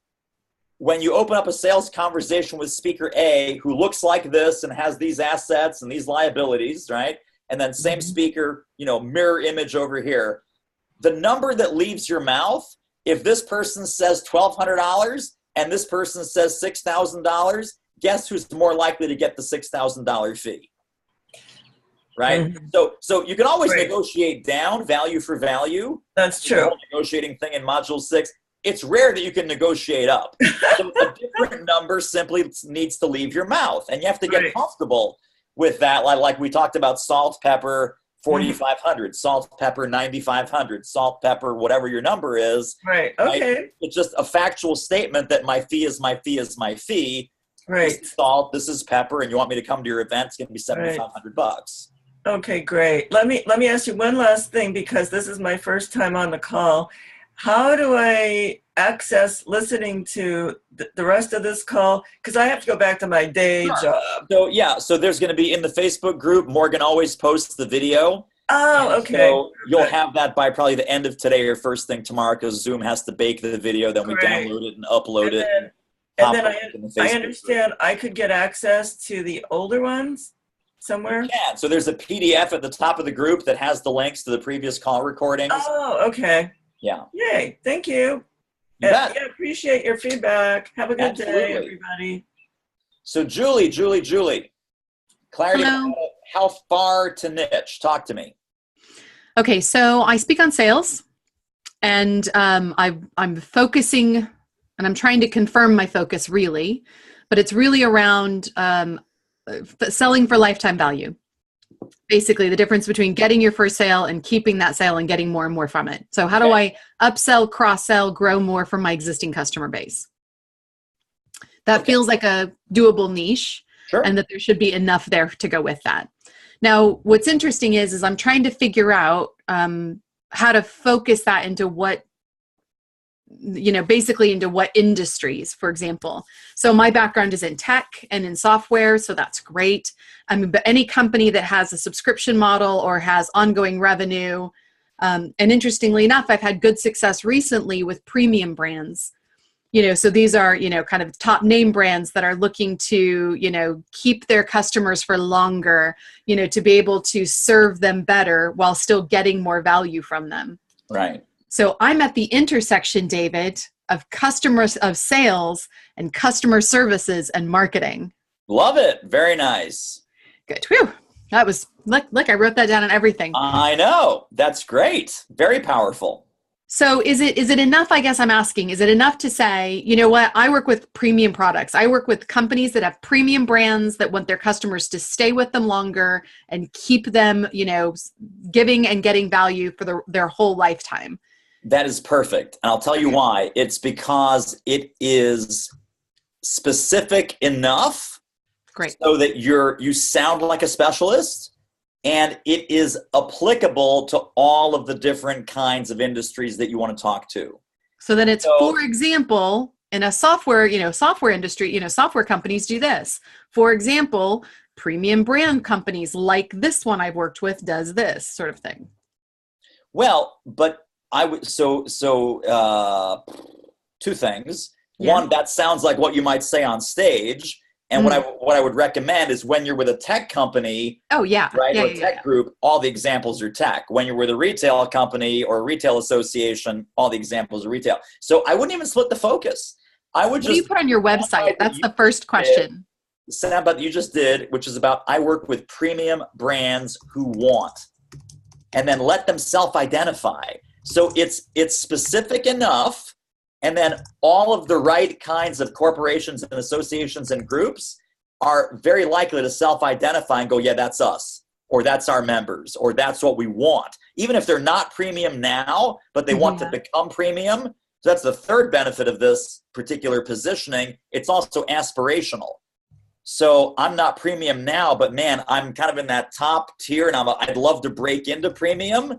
I'd love to kind of become that premium choice in my industry.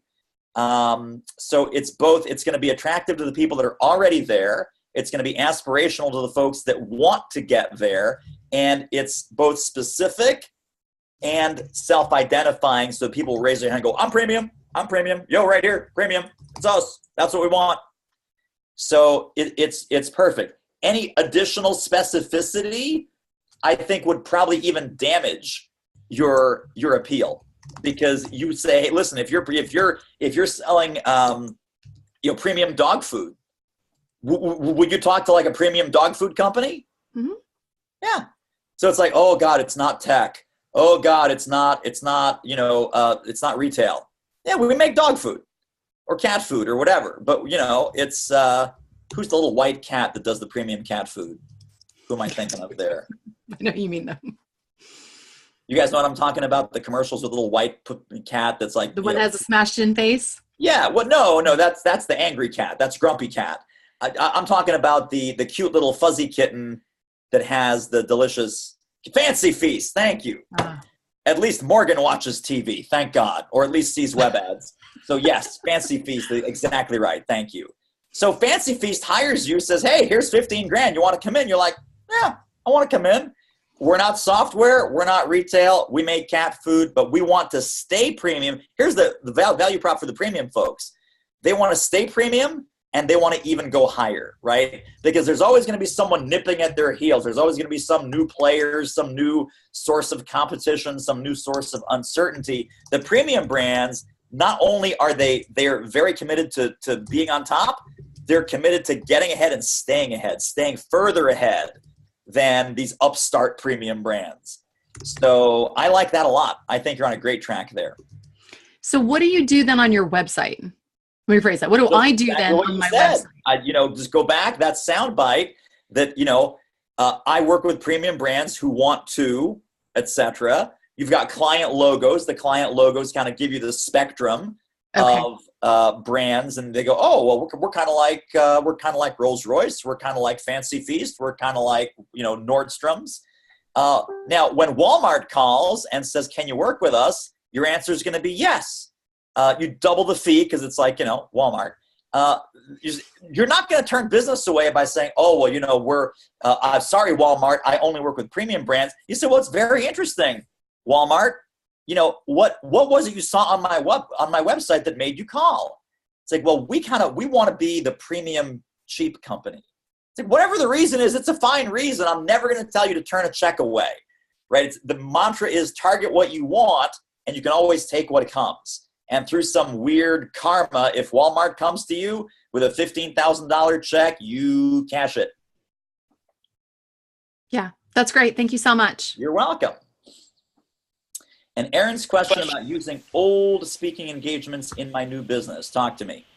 And then I have a follow-up question based on this awesome conversation you just had with Julie. So thank you, Julie. So I come from a financial industries background. And I have given huge presentations to some big names, Highland Capital, First Command. These are multi-million dollar places that really aren't in my niche, it was a completely different world. But I was on stage giving presentations to hundreds of people. Sure. Can I use those names in my, hey, I've spoken to, even though it's been years? So here's the magic phrase. Narrow on this, it's brutal. This is about, there's honesty in general, and there's marketing honesty. My definition of marketing honesty is, are you ethically speaking the truth? Absolutely. So I always recommend ethically speaking the truth. Is it honest? Well, let's unpack that one level. So Erin, listen to the language here, because if you say it this the wrong way, you're lying. You say it the right way, and it's the ethical truth.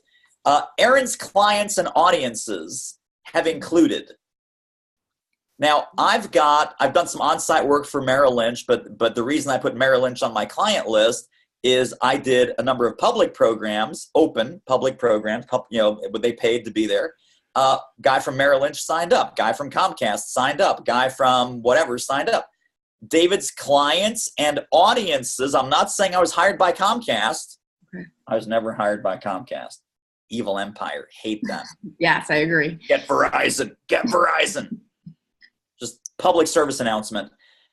When Comcast people come to my audience and they paid $4.99 or whatever, or they were in an association audience and I got their business card and we had a nice conversation, David's clients and audiences include. Okay. Now, when I have a reference letter, that's not going to be from some random audience member. That's going to be from the decision maker. That's going to be from a buyer, right? It's not like, oh, can you lie and say that you hired me and I was worth every penny, right? We don't do that. That goes to the dark side. We don't play that crazy nonsense. But ethical honesty is anytime, any venue, any context, you were on a stage, they loved you, that counts. That totally counts. So my buddy Steve Shapiro is a great example. So someone said, what happens when you have no client list, no whatever? Steve Shapiro was a 15-year consultant at Accenture. He was the global head of their innovation group. He worked with companies like Oracle and BMW and Apple Computer and all this stuff.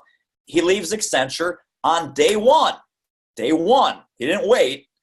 Steve's clients and audiences include BMW, Apple, Accenture, IBM, blah, blah. His consulting clients.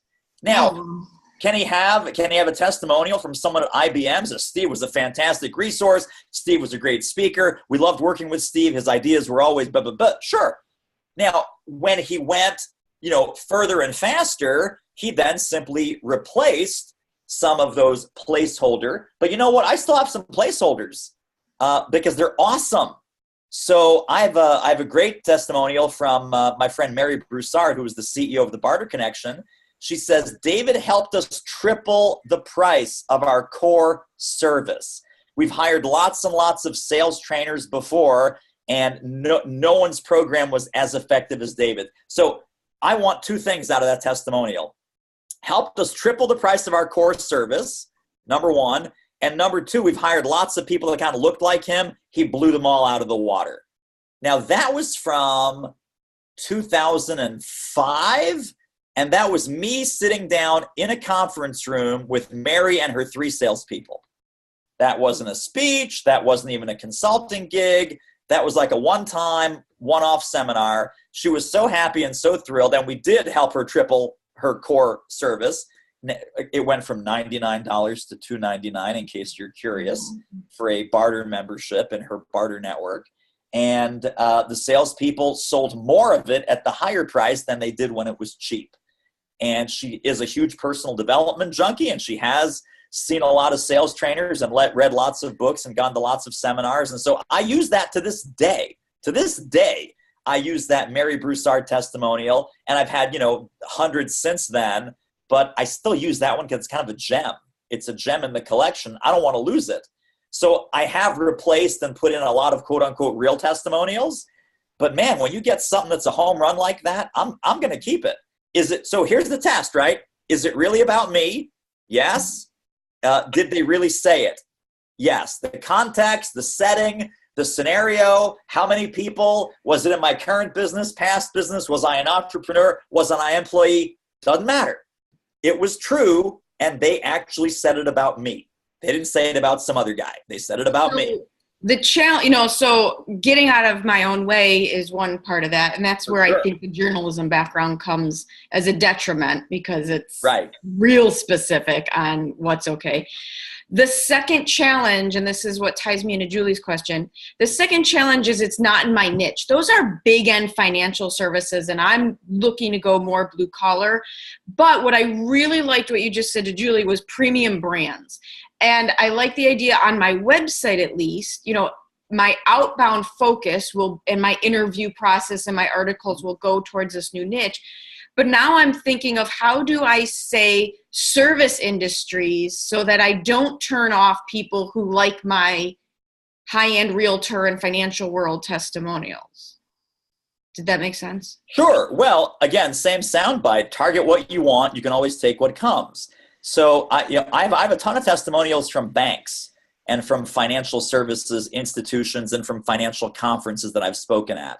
I spend zero energy and effort doing anything in financial, and I haven't for like 10 years. People come across and they go, oh, hey, yeah, could we talk to you about? Sure, yeah. But I'm not spending a single minute of any day going after a financial conference or a bank or a credit union or none of that. So I just let that come in the door if it wants to. I spend my proactive energy focusing on exactly what I want to get in the door. So if I call something a service-based business, that's just, to me, that feels so broad, and I'm trying to. It's too generic. Yeah, you want to use whatever, and here's where the marketing language bank comes into play. You and I from outside the industry, we might call it, blue collar industries. But you don't want to. They might not resonate with that. They might be insulted by that, right? It's like, hey, wait a second, what the hell? You don't want that response. So what about something like a high touch point, like something that along the lines of industries that require a lot of connection, Sure. So I'll tell you, a couple of years ago, E.P. Henry called me for a conference.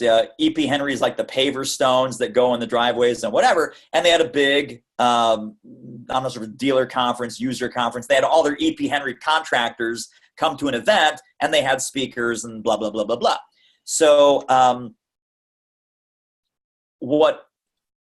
even though those are blue collar guys, not very sophisticated, that is a premium brand in the home renovation, outdoor landscaping, hardscaping industry. So if I say, okay, it's these kind of people, but premium, right? I don't want to go to Lowe's because Lowe's is not premium. I want to go to E.P. Henry because E.P. Henry is premium and they're tradespeople. They work with their hands. They install bricks. They install pavers. They do hardscaping and landscaping. They work with concrete and marble and granite and things like that. Those are my guys. If I'm you, they're not my guys, but those are your guys now. So how do you articulate that, and how do they refer to themselves? Because that's the language they use is the right language to use. So find out. Yeah, I'm having those conversations, so I will work on that blurb. Perfect. That blurb. Love it. Because that blurb, if I get it correct, won't turn off a realtor, a bank person, a financial person who may. Well, you know what? It's okay. It's okay if it turns them off. What you want to do is you want to have boundaries and conditions of I work with these kind of people, and you want the value prop to be so effective and so compelling, people will actually say, oh, Erin, is there any possible way? We're not in these industries. We have a big real estate. Is there any possible way that you might consider maybe working with us? Could we possibly get into the secret club? Could you let us in maybe if we behave? Right? This is the same exact thing. So I've got some speakers and some alumni here who just purely work with women. Period. End of sentence. Women are my clients. I speak to women executives, women thought leaders, women in IT, women in engineering, women. Program is so damn good. The manager of these women, or sometimes their colleagues, their peers, say, hey, yeah, do you let guys just sit in the back, or just if we just promise to shut up, and can we just observe? Can we get video? This is awesome. Is there any possible way? So even though she targets women, right? She, if the guys want to pay, then they can come. But that's one of these things where if you have no boundaries and no conditions, everybody devalues it. If you have specific boundaries and conditions, then two things start to happen. People within that square go, oh my God, this is perfect. This is exactly for me. And people outside that square, they go, how can I get in? Is there any possible way? Could you lift up the velvet rope and sneak me in the back? Can I just hang out in the, in the snack bar? Could you please let me in? So it's very appealing. If we have no conditions and no rules and no admission policy, I don't want that. If we have an admission policy, and think of this as an admission policy, it's an exclusive university, it's an exclusive club, there are admission criteria. Are you more excited to get in or less? More, yeah. That's how it works here too. Okay. Exactly the same. Awesome. Thank you. You're welcome. I think that's it for the pre-submitted questions. Anything else that I can help you guys with, or any other questions? Thank you, Morgan. She says that's it from the pre-submitted questions. Anything else that came up from someone else's question or someone else's answer that I can help clarify or give you guys a little bit more insight about for you in particular? Shawn, go ahead. So kind of a follow-up to Erin's question and Julie's question. I have been hesitant to address the mobile worker, the anytime, anywhere, on the road worker, thinking I'm going to leave other people out. If I'm, processing this correctly, yes, address them. That's my main folks. And anybody else, hey, would you mind doing it for us? Could you possibly maybe please bend the rules for us? Right. Even on my website, I mean, not just in conversations, but my website, everywhere should be addressed to. Sure. You are the mobile worker. Just like we talked about with Julie, right? You don't want to box yourself in. You want to make it specific. Yeah. And you want to have them self-identify. Okay. And so it's less important to label them than to call out their condition. Okay. When I say call out their condition, it's like, is this you? Yeah. Right? Yeah. You're wrestling with this. You're tired of that. You got a mobile workforce. You're always busy. You wish there was 37 hours in a day. You're in a professional services world where time is money, blah, blah, blah, blah, blah.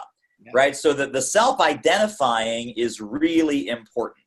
Okay. And, no one's disqualified unless they don't want those outcomes. Right. If you have a very sharp, is this you, or clients and audiences tend to hire Shawn when they're experiencing one or more of the following. Clients and audiences tend to hire Julie when they're experiencing one or more of the following.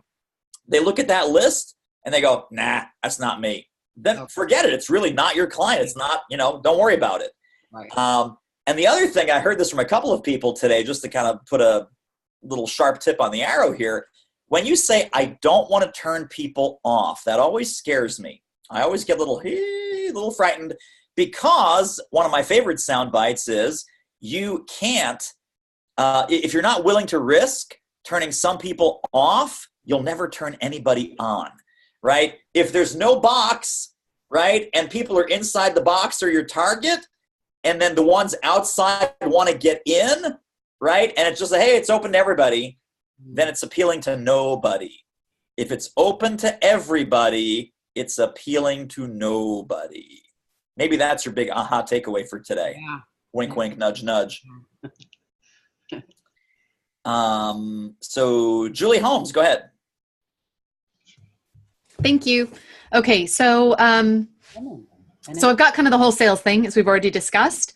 The next question I have is around the number of keynotes and the number of seminars, because clearly sales can be broken down into lots of different things. Mm-hmm. And so I want to make sure that the menu has enough in it that I can continue to work and build with clients, but at the same time, that it's clear. Is there like a good guideline to go for?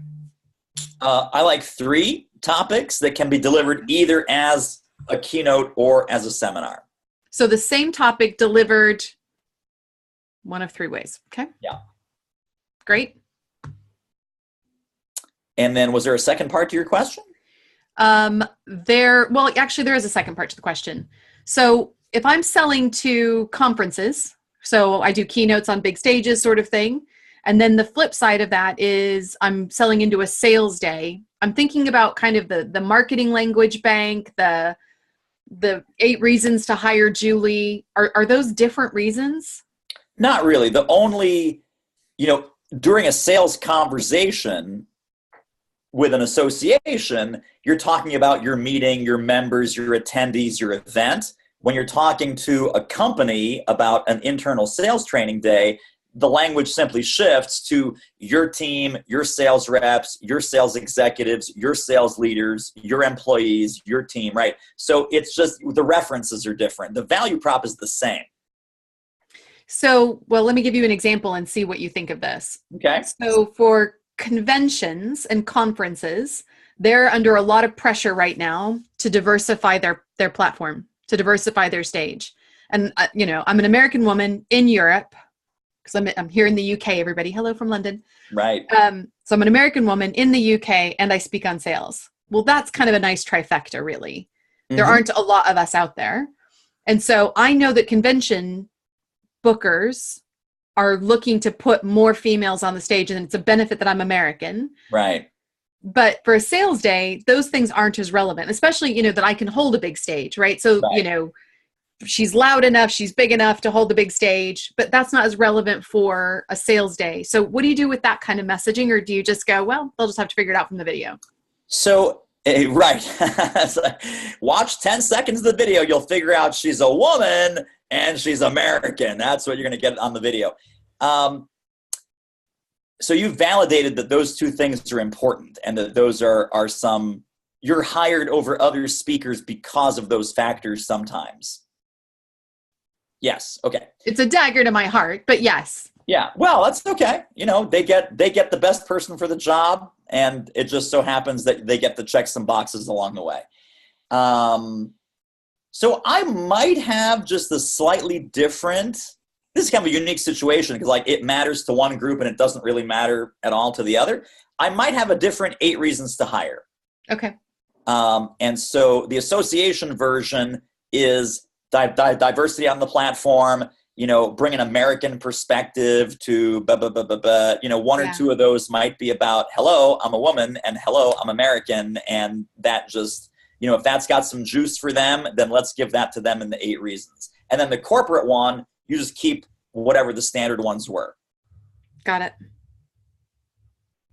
And I think as well, do you think like, I know that at least for some of the conferences I've worked for or been on the stage for, you know, they're looking for things like, right, we want somebody who's going to bring energy to the room. We want somebody who's going to, you know, start conversations. Whereas in a sales day, they're really looking for, you know, almost as you described, they want somebody to take it from start to finish, you know, give us an action plan, but you're not going to do that in a keynote necessarily.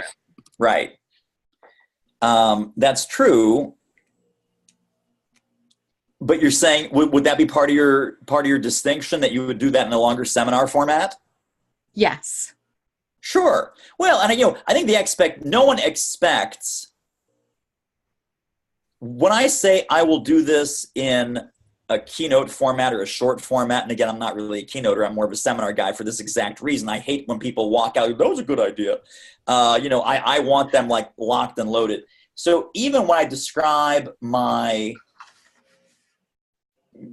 keynote offering that's sold on a very limited basis, I will say people leave knowing what to say, knowing what to do so that more sales happen. And again, that's the connective tissue between sales-driven marketing, right? That I work at the intersection of marketing, sales, blah, blah, blah. So in that way, you can say, well, to whatever extent it's possible, which is small, even in an hour, they will leave with a to-do list. They will leave with some things to look at. They will leave with some things to fix. They will leave with some nonsense they're going to stop doing immediately. And they will leave with a couple of smart little templates and scripts and tidbits that they can start to operationalize that very afternoon. And all of that is true because they get a handout. They get some resource stuff from me. They get all kinds of fun things. It's more true in a half day or a full day or a multi-day program. But I think that if you want actionable and implementable to be really part of your value prop, then I would put it in and I wouldn't worry about, wow, they're not going to get a lot of that in the keynote. No, but they'll get a little, which is more than most will give them. Okay. And then can I just, I'm sorry to go in one more time, but I posted a question earlier when you were talking about that intersection. Yes. Can I just get a small bit of clarity around that? How does that intersection statement dovetail or not dovetail with the whole I'm a sales speaker? It dovetails beautifully and perfectly. And I'll tell you why. Because there's the opening, there's the can opener conversation, right? The CNN test, the clarity, the decision that I do this all day, every day, breakfast, lunch, and dinner. That's sales speaker, sales expert, marketing expert, leadership expert, hiring expert. Then in the distinction part, right? So we're in a category. We're in a category sales speaker. Got it. I'm guessing you're not the only one, correct? Are there more I'm not sales the only speakers? sales speaker, as it turns out. It's a bummer. So you're not the only sales speaker. So, but the can opener is, are you buying this box? Yes. I open the box. Oh man, there's a lot of bonbons in here. How do I know which one to pick? Now, the second part of this discussion is all about distinction, right? So you get them to open the generic box. If they're after a leadership speaker, they're not going to call you. They're not going to call me. It's like, we're not in that box. We're not on that shelf in the store, right? You're on the sales shelf. I'm on the marketing shelf. They open it up. They go, wow, that's a lot of bonbons. How do I know which one to pick? The second part of the conversation, which is why we call this articulation and distinction. The articulation is the box. The distinction is, why pick this bonbon that's red as opposed to all these other boring bonbons that are blue? And so I go in and I go, wow, this one looks special because she works at the intersection of 1 and 2 and 3, and all the other competition falls away, and she's a triple threat and she's awesome. And so that's where your distinction comes in. You're still in the sales box. You're still the guru of sales, but you're 1 + 1 + 1 = 10 in that sales category. And what goes on your website then? Yes, and, right? So again, if you look at my website, very clear value proposition in 4 words: marketing for smart people. That's it. So if you, well, what does Newman do? Marketing for smart people. So it's marketing, that's the category, right? Not for retail, not for bricks and mortar, for thought leaders, for experts, for people who market their smarts. Marketing for smart people. Homepage says, marketing for speakers, coaches, consultants, blah, blah, blah. Is this you? You're tired of this, you want that, you don't want this, you're frustrated by this. And so it's a set of conditions, and it's a set of problems that I solve. Now, where do I have the I'm the best of marketing plus sales plus business growth plus blah, blah, blah, blah, blah, blah? That's in a conversation. That might be in an initial call. That might be in a follow-up call. That might be on my one sheet. That's in my program materials when they look at that. So one of the things that I say, again, distinction for you, is I have bought the talent as a corporate executive and as a meeting planner myself. I have been the talent, right? So I've spoken 600 times, and 44 of the Fortune 500 are in my audiences. And I've also coached over 500 speakers, experts, and consultants to bring their highest game to the marketplace. Here's what I say: sitting on all 3 sides of the table, you learn a thing or two. So I've bought the talent, I've been the talent, and I've coached the talent. That's another distinction area, right? Not a lot of other marketing speakers can say, listen, I used to buy speakers. I used to hire speakers. I know what you're up against. I sat in your chair. That's distinction number 1, right? I'm a speaker myself. I've done this 600. It's not my first rodeo, right? If you have that track record, awesome. If you don't worry about it. Market what you got. But if you got it, market it, right? And then you say, by the way, I'm also kind of the speaker mentor guy, that not only do I know how my business works, I've done this, I've seen the inside of 500 other speakers, coaches, consultants, businesses, and help them raise their game. When you sit on all 3 sides of the table, you learn a thing or two. So now they go, okay, well, this guy looks like he's a serious professional. This guy also understands the risk and the pressure that I'm under as the meeting planner, because he's been a meeting planner. And he seems to have a pretty broad palette of expertise, having been the speaking guru or the marketing guru for all these other speakers. He must know what he's talking about. And so that's later, though. That's not the can opener. That's not even necessarily on the first call. That is on the website. That's on my bio page, for example. Mm-hmm. That is in my speaker materials, in my electronic PDF. They'll see that there. And so think of it as a conversation, right? You don't have the entire conversation with the first breath out of your mouth. Yeah. It is open the conversation. Tell me about you, your meeting, your conference, your event, your goals. Okay, why pick me? I'm glad you asked. Unlike other speakers, I bring 1 + 1 + 1 = 10. I work at the intersection of 1, 2, 3, and 4. Do you think that your members might find value in a program like this? Well, what's your background? How did you start doing this? Very interesting question, Susan. I'm glad you asked. So I've been a speaker myself for the last 24 years. I've got 6 and a hit. I've done this and I've done this, so that I don't just brag. I don't just drop a credential. I say so that you know that you're getting seasoned advice from a professional who is current and up to date to this very minute in May of 2018. I know what's going on. I'm going to bring that fresh, torn from the headlines right to your audience. So it's not going to be stuff I learned in 1992. It's going to be stuff I learned in that morning's Wall Street Journal, and how it applies to you, how it applies to your industry, how it applies to the strategies that I'm teaching you that will help you move the needle on your results. You think your members might find some value in a program like that. And they fall out of their chair. They're like, oh my God.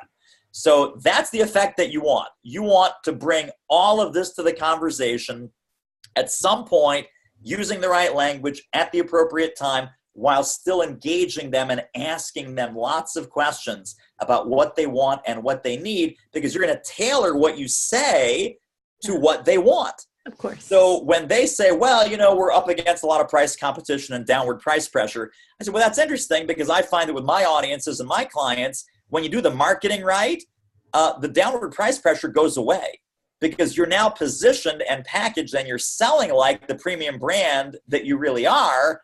And people don't often go into a Rolls-Royce dealership expecting to negotiate, right? You're going to pay what that Rolls-Royce costs, or you're going to pay more, because they're so in demand that production is very limited. So when the Rolls-Royce says $435,000, you might actually end up paying $460,000. Now, do you think in the paving industry that might be a relevant example to share with your folks? I know you're not in the paving industry, but just as an example, if I'm talking to the Pavers Association. So the entire conversation unfolds in these kind of phases and chapters, but you have to be prepared for the beginning of that sales conversation, the middle of that sales conversation, and the end of that sales conversation. And so that's where it, you know, it's not in conflict. You're not trying to throw up all this stuff at once and go, oh, I got 17 items in my CNN test. It's the box, open the box, why Got pick you? And then what's especially awesome about this little red bonbon that I just picked out of the sea of blue bonbons that are totally irrelevant to my decision-making right now, because I want this right here. Great. Thank you. Hey, Dave. Yeah. Dave, just one comment. I was in the breakout session. Teresa and Tracy and some other people were picking on me. So. Do we have a schoolyard discipline problem here, guys? No, what they want is they want me to move from the theoretical to the practical. They're That's daring. a good idea. That sounds like makes sense to me. What the hell? In other words, full accountability. Yeah. How about doing things? Let's oh do my things God, in here. I'm being bullied. I like it. For your own good, Dave. Yes. For your own good. There you go. We call it tough love. We call it tough love. We call it little loving butt kicking. It's got lots of nicknames, and welcome to the club. I feel loved. Thanks, Julie. Bye. All right. Anything else, Teresa? Any other closing thoughts before we wrap it up here? No, I think you said it at the top of the call. Develop the daily routine and daily habits right this second. Do not wait till you're done. Do not wait till module 4, 5, or 6. Do not wait, period. Start assembling the list and doing it imperfect. Imperfect action is better than no action. And so you've got to start developing the chops and doing something with all the stuff we talk about on 2 days a week. So again, without a conversation, absolutely nothing happens, period. And even though it is a process, it is a system, it is not robotic. You got to know when to flex, know when to change it up, know when to re-listen and redecide. And that's the path to success. All right. Have a fantastic weekend. Keep working. Keep working. Do. We'll see Don't you just next week. learn. Awesome. All right. All right. Thanks, See you guys. Bye-bye.